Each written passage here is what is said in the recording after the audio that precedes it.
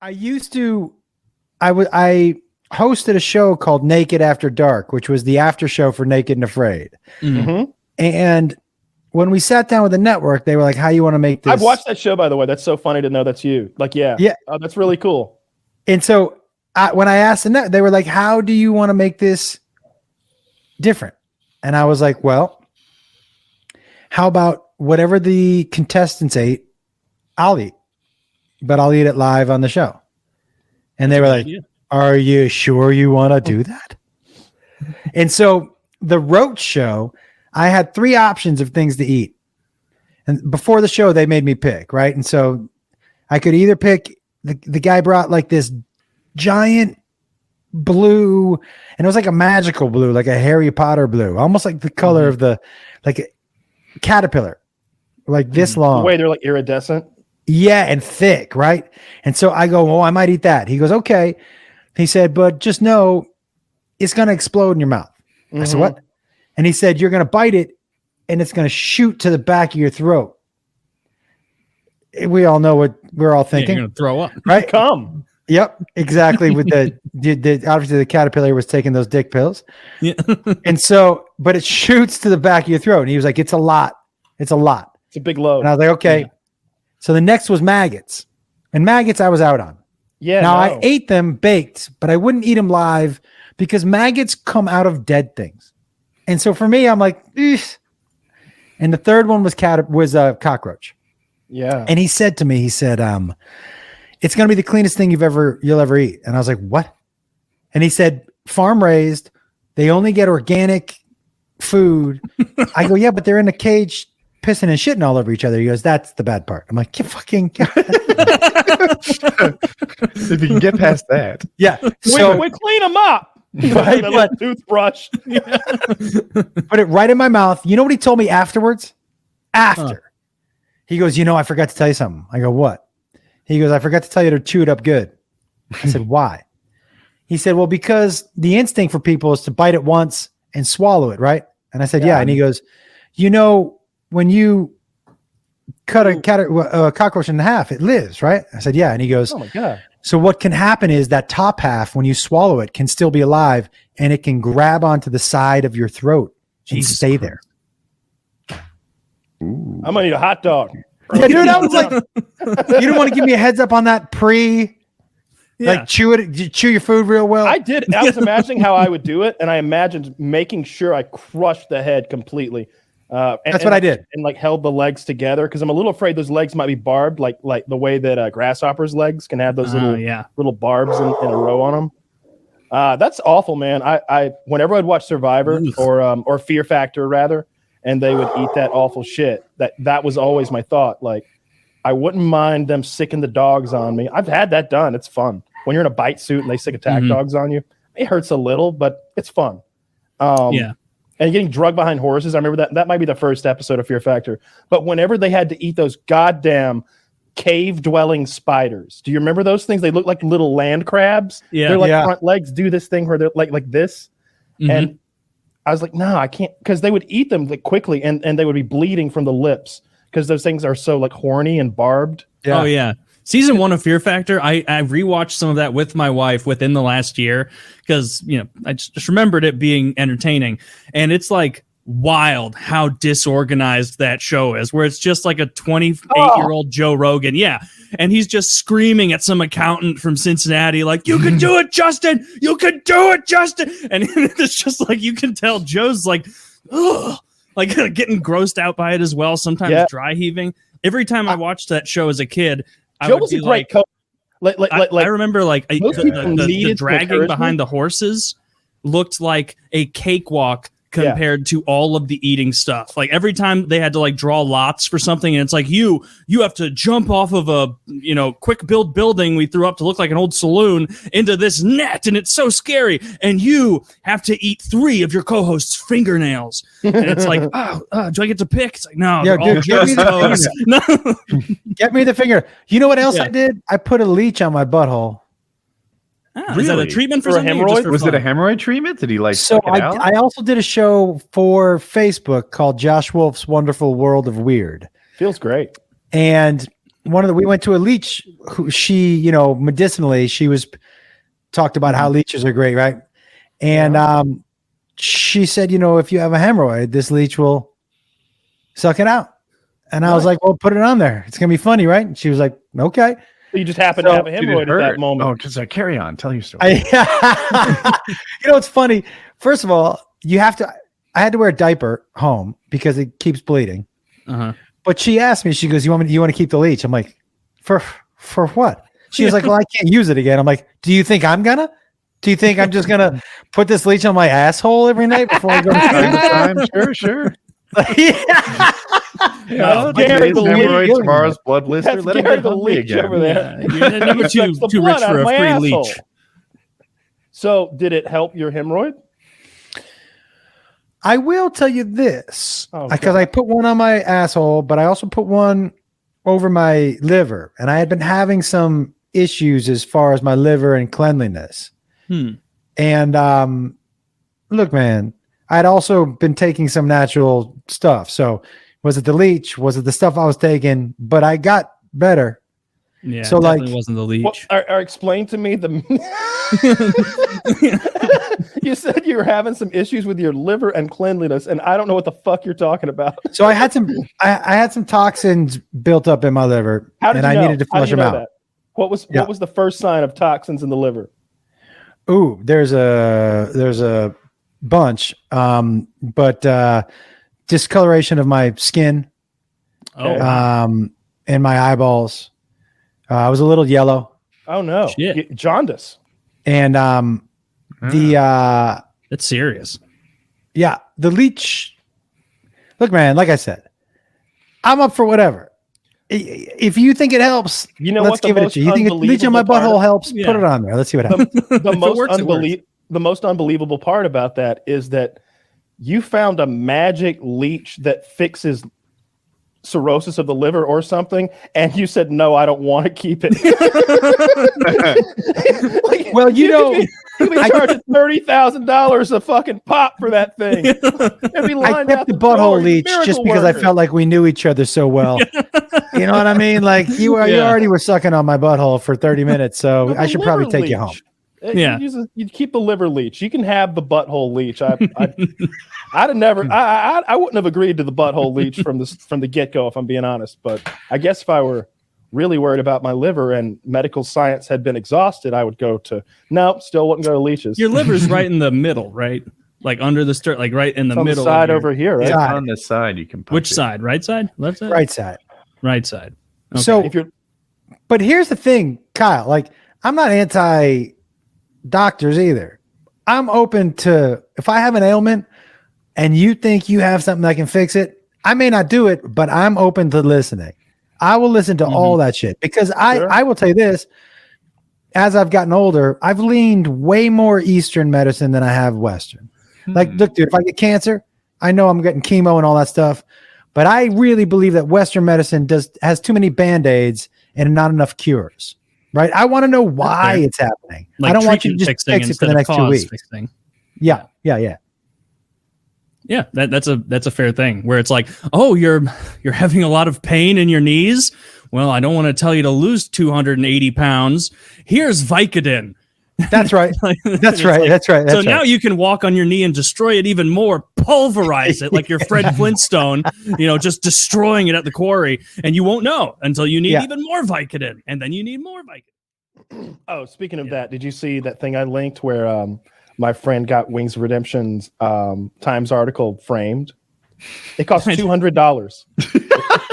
It's the link I put in the chat over there. Like show it, Zach. Like, this cost him $200 to frame. That's how big of a fan this man is of Wings.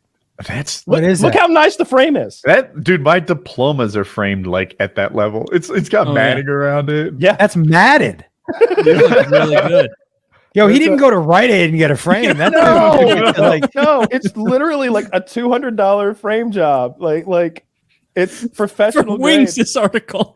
What's the article? He's gonna put it on his wall next to his diplomas. Someone fill Josh in. It's a long story, but that we know that guy. He's like a notorious internet troll / guy who gets trolled. And recently, the New York Times did this article about how he gets sort of quasi bullied online and that sort of thing.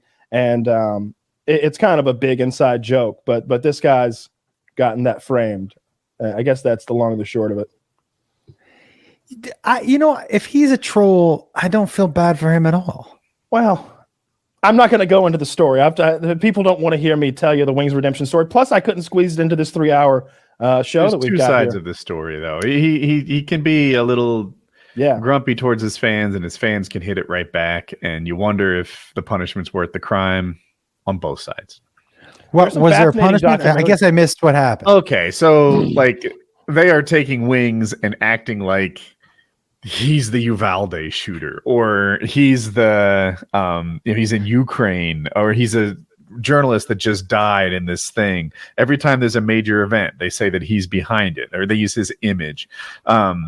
They, of course, harass him in real life. They've sent mechanics, prostitutes, pizzas, SWAT teams. They pose as him and harass children, and get the parent, and then other people go and like report the fake account that wasn't really him to the parents of the children. So then the children get involved, and the parents end up making like TikTok videos like, "This man right here is a predator. We need to get this man. This man, Wings of Redemption. He's a predator." And it's like, but why him? What did he do? So for example, he yells at a guy he plays games with too much, right? Like, I hope your parents die in a car fire, sort of stuff. So does that warrant calling the SWAT team and sending it to his house? I would think not, but probably not. Here's the asymmetric thing. warfare. It's he's a fascinating man. He really is a human character. There are several documentaries that have been made about him on YouTube that are like over an hour or two. If you search Wings Redemption down the rabbit hole, I think you'd be fascinated. They've heard us here talk about it just way too much, but the reasons that people dislike him, the reasons people give him a hard time are it's so many, and it's a span of years, right? Because like it's not like the people who didn't like him in 2011 are still around hating on him. Like there's a guy who found out about Wings Redemption today, and he's like, "Where do I join up?" He's like, "Wait a minute, you guys are in this together against him? Sign me the fuck up. I'm new here." Like there's plenty of guys who are like recruiting like daily. It's like the armed forces, right? There's been people retired. There's Purple Hearts in the Whale Watchers. There's it's the whole thing. I'm gonna go down that rabbit hole. It's fun. It's fun. Yeah, but if there were a museum, I could be the tour guide. Yeah, dude, you sound could be. Yeah. What is his accusation? Do we want to cover this? I'm out of the loop on what accusation is there against Wings? Oh, did he say that I was addicted to Adderall? That. But why? What is the issue he has with you guys? He used to be a co-host on this show, so we know him really well. He's been on. Was I ever on the show when he was a co-host? I don't think so. No, I think you were post Wings, but he was on the first, like, I'm making up a number, 300 shows, something like that. Like he was on here for a while, and I know him. He's my friend, but not all my interactions with him are positive. What did he say? Yeah, I don't know what he said about me. He said that you were addicted to Adderall. Is really all I know. Yeah, that's what and the thing about that is like I've talked about like having issues with alcohol, smoking way too much weed. We just talked about like doing LSD. Too many mushrooms and humiliating myself at a Walmart. I've told that story. Why would I keep my secret Adderall use a secret? I don't know. I've talked about having prescriptions for Adderall since I was a kid, but I haven't gotten like a prescription filled like a second time in my adult life. I don't think. I just occasionally get a bottle and then use it sparingly over the course of like years at a time, like taking them like on moving days and stuff. So the idea that I had an Adderall issue was just comical. And like, how would he know? Right. Like he's the guy who doesn't know what marijuana smells like. Right. Like, and he's all, and like, look at the glass house he's coming from where his own brother is like the ex-con for like being a drug dealer. And his little sister was doing drugs too. Like they're all pillheads over there in that trailer he lives in. So I don't know why he's like, you've been accused of being a druggie by a subject matter expert. I mean, that's the framing I'm going with too. That just made no sense to me because that's the one thing that I've always been so careful with is like not taking that stuff regularly. And like I think I was saying like last year that I think the best way to take Adderall is like maybe once a week, so that it actually works. Yeah. Yeah, that was a weird thing for him to say. Just kind of throwing something at the wall, seeing if it would stick. Yeah, and I definitely didn't do it like during my last fitness thing. I remember I think like mentioning that I could get a prescription to Adderall to Derek one time, and he's like, "Oh no, that's like a nuclear option that's not healthy and not conducive to anything good." And I was like, "Oh, okay, good to know." Like, well, when's the last time you even talked to Wings? Like, we text every day. I can't remember the last time you even mentioned Adderall ever. Maybe like a year ago. I haven't talked to Wings in I don't even know how long. Maybe that night we played PUBG together, like 6 years ago or something, 5 years ago. I don't know. I don't know his number or anything, but I don't know why he's like randomly makes up stuff about people, like when he has so many issues on his plate already. Yeah. Yeah. What do you mean? That's exactly why, dude. You know what I mean? It's easy to deflect away to other people. Did I tell you guys we live in Vegas now, by the way? No. How do you like that? I like it. It's the most chill place I've ever lived, because obviously we don't live on the strip, you know? Yeah. Right. But to be 20 minutes from every vice I've ever had in my life is a dangerous place to live. Oh, yeah. Are you tempted by the gambling? You want to go? Yeah, gambling. What are the vices we're talking about? Well, gambling, and I love doing drugs. And what a great place to go do drugs is down on the strip. I just got some LSD. I took some LSD the other day, Kyle, by myself. I'm a big fan. Is that not a good idea? I thought that's fine. Now, you know, Kyle, you know what I had forgotten? How long it lasts. Because with mushrooms, I can take enough other shit to go to sleep, right? But the LSD is like, hey, dude, this is a full day commitment. Like, don't plan on going to sleep for 16 hours at least. Jesus Christ, that's a commitment. Yeah, but it was a good time. I hadn't taken LSD in probably 20 years. Oh, that's a long time. How did for a guy that loves drugs, you're not very good at satisfying yourself. Or he's well, very I good at take a lot of mushrooms and smoke a I lot don't of mean to weed. insult you, but you suck at taking it. There are people that do LSD like daily. Like they microdose it. I watched a thing, I think on Netflix, a thing called The Alpinist about this climber. It's not Josh Hanold. It's this other guy with curly hair. And that's like, he used to party and he was like, yeah, I just do acid every night, you know, and everybody want to do like one tab. And I'd want 6. You want 6 tabs. That way you can go to another realm. And I'm like hearing my own words come out of this guy's mouth. I'm like, yeah, I like this dude. We're a lot alike. And then I saw what he does. He climbs the scariest shit on the fucking planet. And his whole thing is he doesn't even want to have been there before and looked at it. He's like, that's cheating. He doesn't want the camera crew there. That's also cheating. That's not solo enough. If there's just a guy on the mountain with him with a camera, he feels like that's a little bit of moral support. So he climbs these things that are like a mixture between snow, ice, and rock. So as he's going up these impossible, like steep cliffs, he'll have to stop and change his fucking shoes out for the spikes, and go to ice axes for a while. He's doing this on LSD. He doesn't do the LSD when he climbs. Oh, I thought he was doing all that on LSD. I'm like, what if you see a handhold that's not? I've never done acid, but like, what if you're like sure there's something secure to grab on and it's not? It's like the little areas where you can put your fingers or like.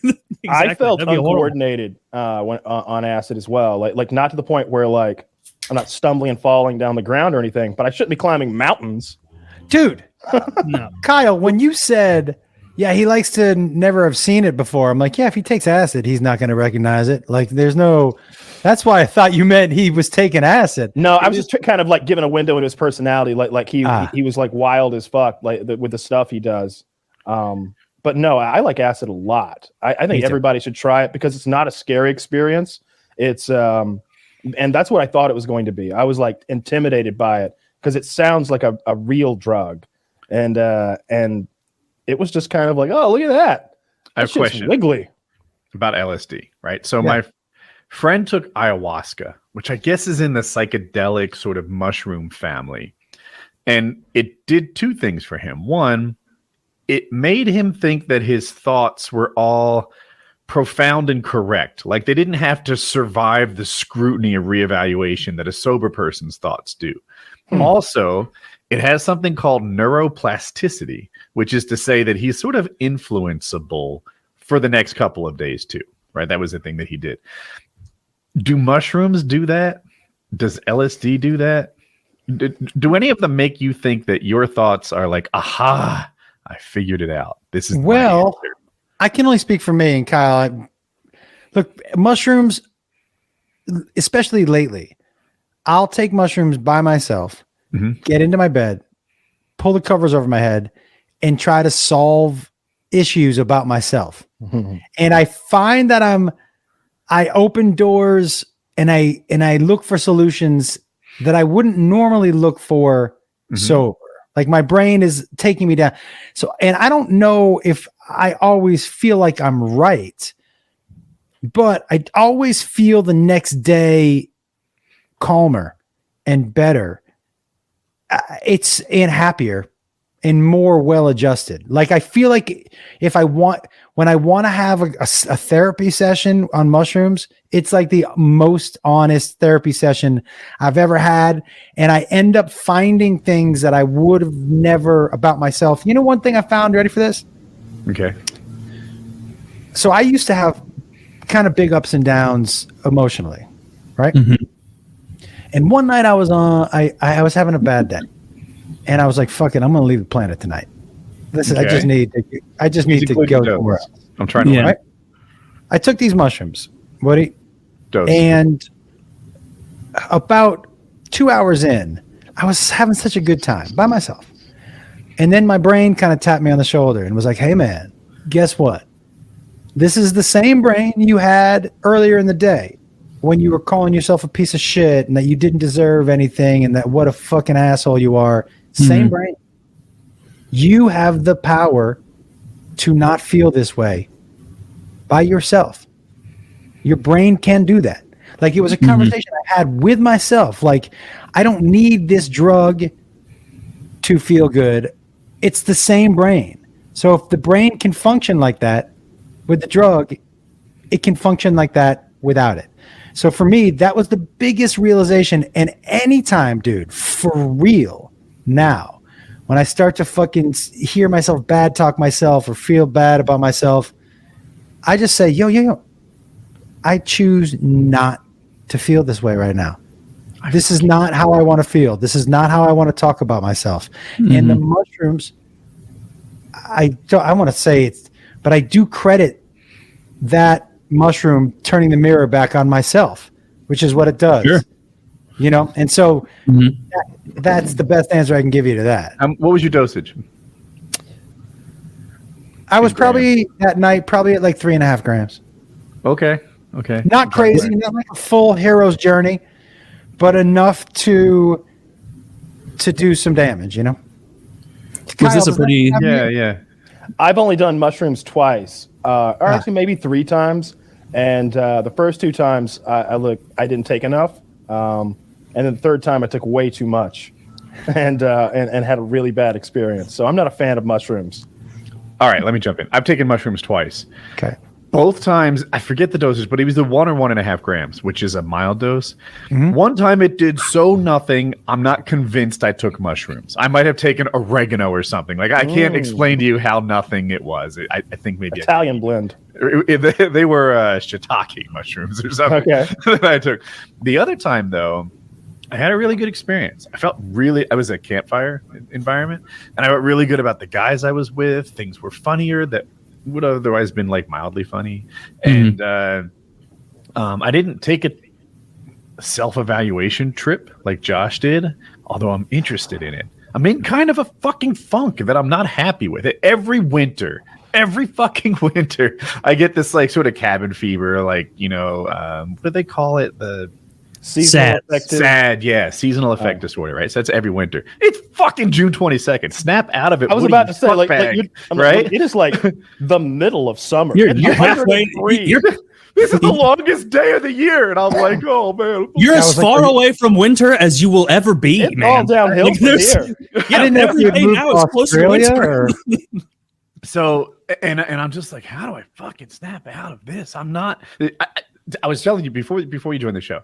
So I hurt my shoulder a little while ago, and I'm kind of getting back at it. I'm lifting weights. Well, I added some exercises that I had dropped because of injury. Now they're back. It makes me happy. I hit 2 PRs in the gym today that you'd think that would make me happy. I got some chores done and a little productivity, sense of accomplishment. And I'm just like, man, you know what? Today Woody, kind of sucked.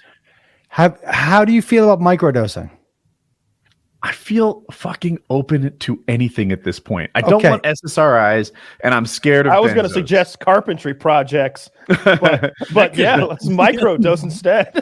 Dude, microdosing. I want to make a charcuterie. Microdosing. So every other day. So say you did Monday, Wednesday, Friday, and did like a 0.3. It's going to change. It's going to change your world. It's going to change your world. 0.3 Monday, Wednesday, Friday. Yeah, every other day. This is what I understand. You can take Friday and Saturday and Sunday off, but it's gonna change your world. Now, that 1.5, dude, is the fucking sweet spot with mushrooms, because you're not gonna trip, but you're super happy and giggly. I want to ask you, how did you feel the next day after that 1.5? So great, but I was having my best day. I do these motorcycle camping trips with my guy friends, and we ride motorcycles off road for hundreds of miles, and then rough it that night. This is my jam. So how was I the next day? Well, fucking awesome, because I might have been awesome without the mushrooms. Well, I would give them a run. I would. They've worked. Everybody that I know that has taken them, it's really been beneficial, especially the people who are microdosing for mood enhancement. That has really been incredibly beneficial for people. Now, the next day of mushrooms, I feel amazing. I feel more clear, more optimistic about the world. Like, I feel amazing. So I'm not surprised you felt good, but riding on the motorcycle, I'm sure it had something to do with it. Right, yeah. Mm-hmm. But yeah, I don't know, my mind's It'd be like, I got stoned at Six Flags. What a great day. And it's like, well, it was the roller coasters carrying the bulk of that, man. right. By the way. So like I was just thinking today, like right before the show, I was like, I need a fucking happy pill. Is there such a thing as a happy pill? There's so many. I'm a little nervous. Like, I don't think pot is a 30 happy of them. pill. I don't think pot makes you happy. I think Xanax maybe kind of might, but I'm scared of benzos. Heroin is a happy pill. That's like, if I understand right, I've never done heroin. That's like literally what it does. It just makes you okay with everything that's happening. But dude, opioids. I think you've heroin, got your drugs mixed up a little bit, man. Possibly. Are you saying so? Heroin, I'm not sure if it makes you happy. I think it's more who gives a shit about anything right now. Okay, I read someone describe their heroin trip. I've never done heroin, and I just got so caught up in this. Like, he's driving to work in the morning, it's raining, and he's stuck in traffic, and he sees beauty in every raindrop on his windshield. Oh, that's amazing, right? How's he driving to work on heroin? He does heroin. He doesn't care. Are you suggesting he's irresponsible, Kyle? Like, do you think he was really on the way to work? I honestly don't know much about heroin. What I know about heroin comes from movies and stuff. I knew a couple of people who had done it in their past, but obviously they don't want to talk about that shit. It's like probably not their favorite topic, So I don't know what it's like, but I just know the way I see it depicted in film, and that. I didn't think of it as like a let me get my fix and go about my day kind of drug. I've always seen it as like let's disappear into a realm of numbness for the rest Breaking of the Bad vomit drown scenario. I mean, maybe it's like just like with everything else. If you're microdosing it, it just gives you a nice little hey everybody. Can you microdose heroin? Don't fuck with those prescription opioids and benzos. Like I'm from the Midwest. I have seen so many fucking people ruin their lives with this shit. Yeah, many people. Can I add on to that? The thing is, like, who struggles with heroin? Total losers, right? Who else struggles with heroin? Lots of people. people who had pain, people who had chronic pain, who were just on opioids for some period of time, who graduated to heroin. What, you think you're immune? I don't think I'm immune. Yeah, no one's immune. They made the opioid, the company that made the OxyContin, like, had documents released from decades ago where they're like, oh yeah, it's addictive as hell, and we know it is, and people are going to want it when they're done with their treatments. And they were like pushing doctors to be like, oh, you have a little bit of pain, take one of these as needed for a week, free refill. And it's like, that's how you get someone fucking addicted to drugs, and then they can't go back to that doctor and get more always, so they have to engage in drug-seeking behavior. And when that runs out or it becomes too expensive, then they have to go to the street because they're going to go into withdrawal and potentially die if they don't. Like, you go down that path so fast. And they ruined it for the rest of us because now I can't have a bottle of Oxys laying around. It's so hard to get Xanax now because these fuckers. It would be. I mean, I'm just trying to feel good on the plane. I mean, what's the problem? All jokes aside, like, I'm a responsible adult. If I wish that I'd go to the store and buy a bottle of like serious painkillers in case like I ever got injured. Like if I ever like break my hand with like dropping a barbell, I would love to have the medication I need to like numb that enough to like get to the ER. And that's how I would use it. It really would, but I believe that you would. Yeah. I love that. I love that low key brag about you got in there that you work out a lot. You know, if I dropped a dumbbell on my head. That's not a low key brag. I mean, I work out every day, so it's like it's the most likely scenario that I'm going to get hurt. Maybe a motorcycle accident, but like if I get hurt, it's probably going to be in the gym. You get in a motorcycle accident, they are going to hook you up with something because it will be gruesome. I saw a dude at the gym this week, dude. His bicep snapped from here and rolled up his arm. He let out this scream in the gym, and everyone was like, "Oh!" And he looked over, and there was nothing here. It wrapped up to here, and I was like, "Oh!" It snapped off. It was the craziest thing I've ever seen. My God, did he just? I mean, I'm sure he was like, "All right, well, my lift's over." Oh my God, I got to go to the hospital right now. I don't think that's one of those things that heals well. No, I agree with you. Like lifter who did that, Eddie Hall, like he had fucked up bicep for a while, where one was huge and the other one was all knotted up and gnarled. Who did? Eddie Hall, power lifter. He was a power lifter, and so like when his bicep tore, like it was an amount of mass the size of my head rolling up his arm, and so like it looked like someone had buried like half a watermelon under near his like a second delt. It was disgusting. So that and a pec tear are really scary injuries. If you know, for anybody that lifts, those are scary injuries. So gross too. Like I'm just imagining what that must feel like. Because then like what now that his bicep exploded, when he flexes now, I bet it like tries to curl up like a snail up all the way. Yeah, you know what I mean? That's cosmetic. Apparently, it works. Oh no! Yeah, that's normally. It. They don't fix it's a different guy too because it functions fine. Both Kyle and Woody, you guys have talked about. All three of you have been talking about working out. All of you are workout guys? Yeah. Can I tell you, I started, so I work out twice a day. I'm a bit, it's kind of, one of the workouts is like a 3 to 5 mile hike I do with my dog every morning and then in the gym. But I started Pilates. Have you guys ever taken Pilates? No, I don't really know what it is. Dude. Yeah.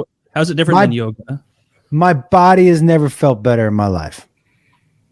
It's such a crazy combination of strength and stretching. But like, dude, you're using your entire body all of the time, basically. It's such a great workout and so different than lifting weights. And if you are interested in your core looking a certain way, I've never had my abs look like this in my life, even in my 20s. This Pilates. How long have you been doing it at this point? 2 months. 2 months. Nice. How is it different than yoga? Because I know isn't that yoga's thing as well? It's all about like balancing and I mean balance is about core, right? Yeah. Or is it like a more cardio heavy version of yoga? There's a lot more. It's a lot more resistance. So you're doing stuff like with machines and things. Oh yeah, you're on the reformer. It's the machine.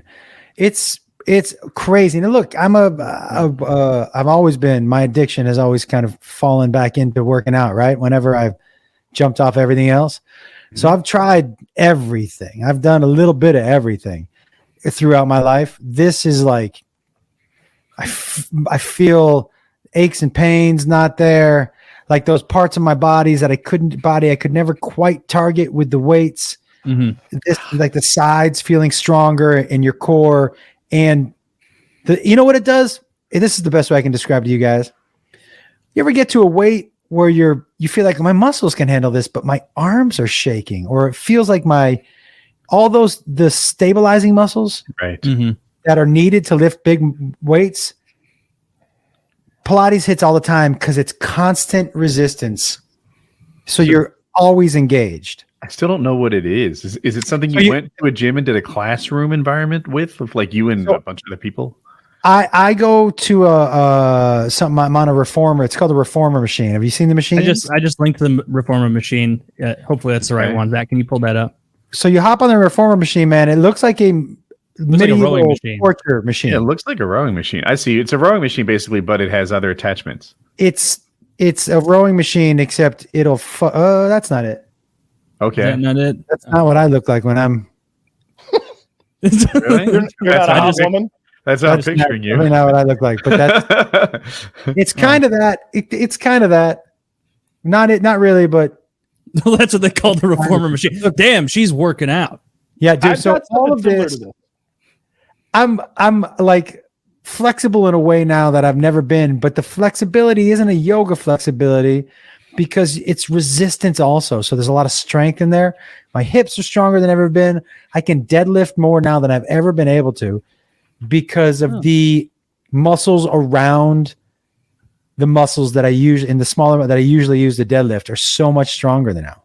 It's crazy. So you're still doing traditional lifting as well. You're just adding in the Pilates. Yeah. I work with weights probably 4 times a week. Okay. Yeah, weight training is the most fun. It's more fun than cardio. Maybe I could see myself giving this a go, but like getting discouraged when I sucked at the flexibility part immediately from being so. That's the best part, fat. Dude.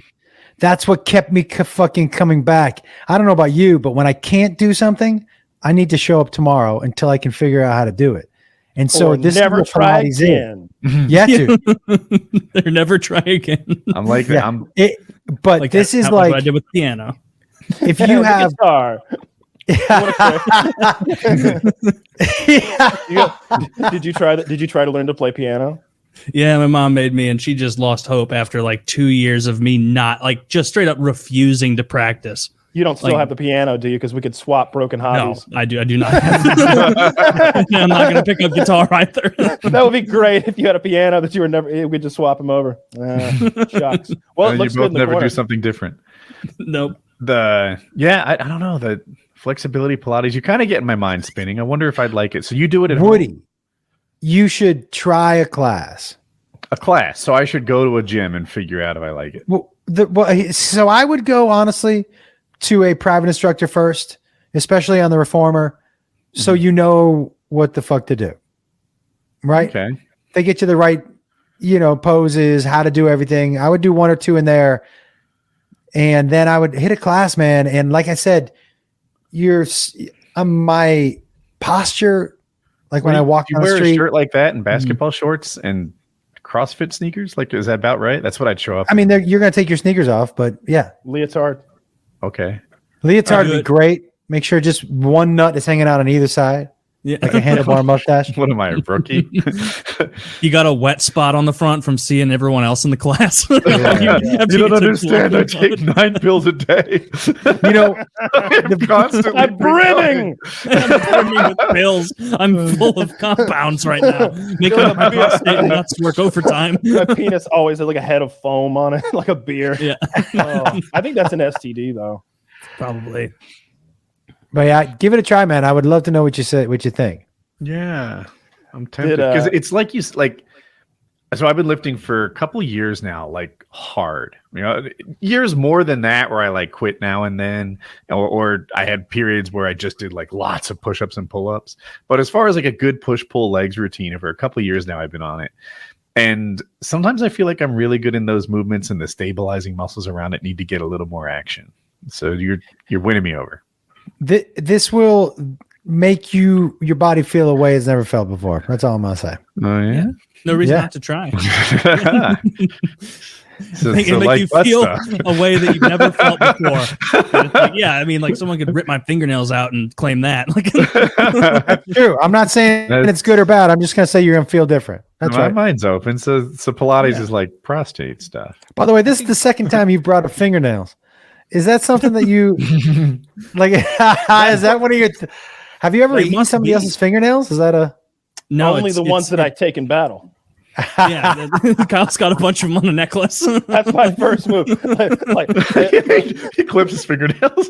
Dude, like a guy on like a medieval battlefield who sees the guy who takes noses and he's got like 9 of them and he's like, I'm never fucking catching up. I'm going fingers. And he's taking 10 from every guy. And it's like, that guy's taking all the fingers. And then back at camp, he's like, that's ridiculous. Did anyone see me take all the fingers? Wait a second. Did they take body parts when they used to fight?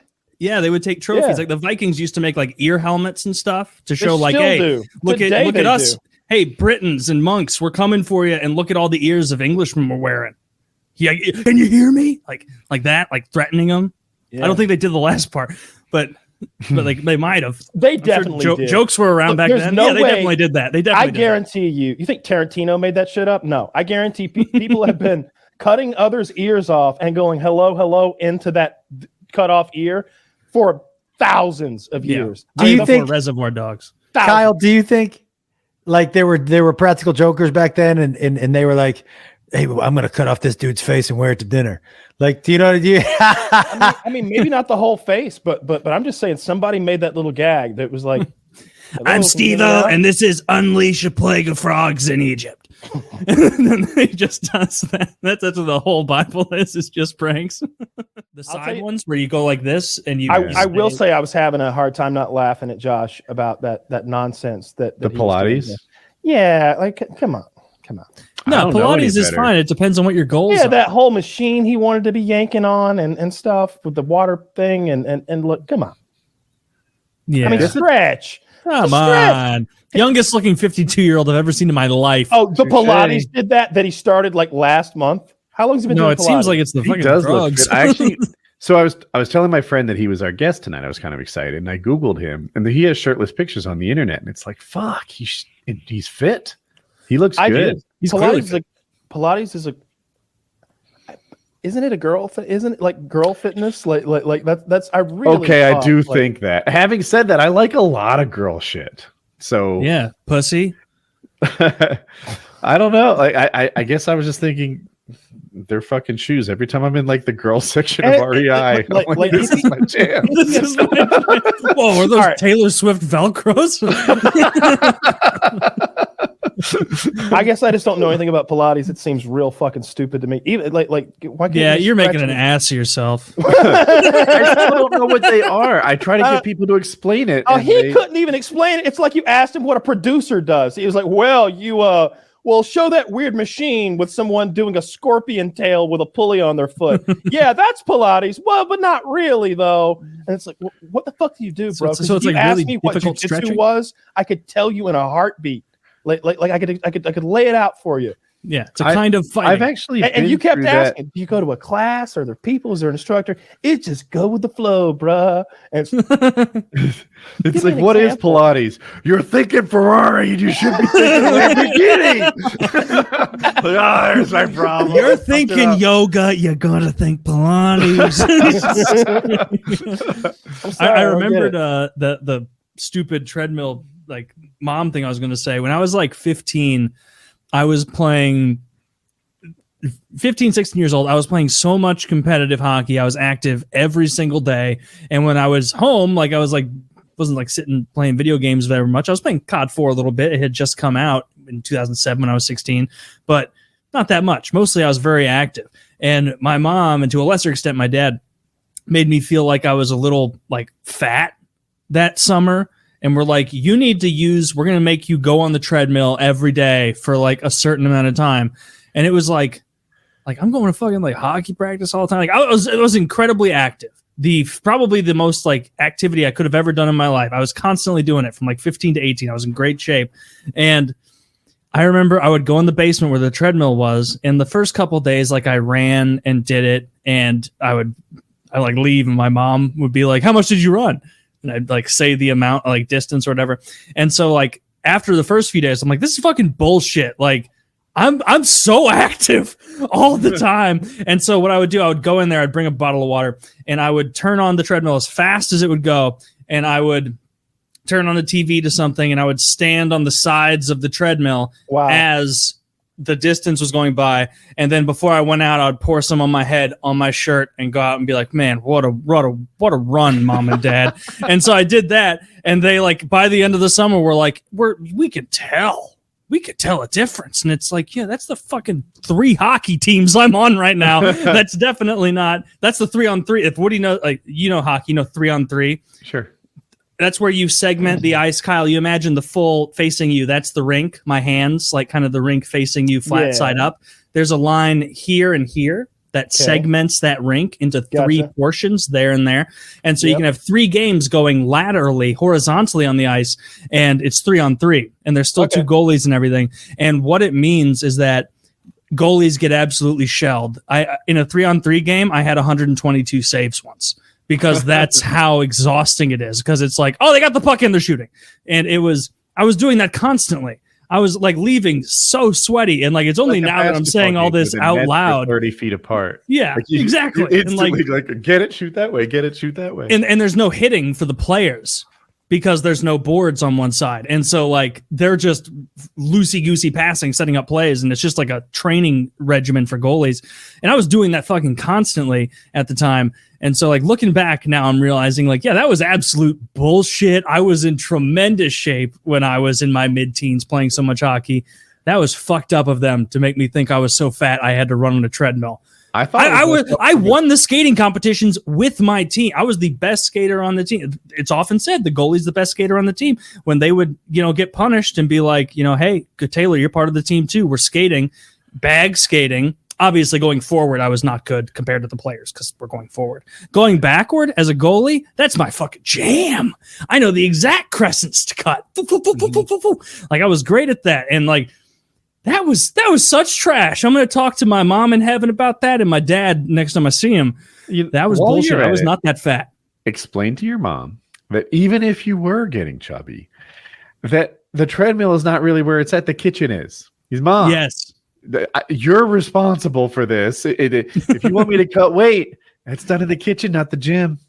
That's true. The amount of pork I was served as a teenager was outrageous. Like that's just like it's a like how every region has like their own like kind of shitty food that everybody likes, and they're all like, oh, it's crappy and shitty, but it's good. Pork steak is that in St. Louis. It's just the cheapest fucking pork meat you can imagine, and it was because St. Louis used to be a very low income all around city, and so they get these cheap ass cuts of meat, and you have to literally like saute it in sauce so it doesn't dry out because it's inedible because it's already so dry. And I remember like having those twice a week, and even at the time being like, this isn't real steak. Like, is this good for me? Fitness oriented. I say, well, that looks really good. Those are some very good looking Italian pork steaks. I say stupid shit like, restaurants, all they care about is that the food tastes good. The problem with restaurants, they're all about the money. Well, the fucking restaurants, they just want their food to taste good. Who could eat that? They need it to be like low calorie and not salted, no butter and all that nonsense. No, restaurants don't focus on that at all.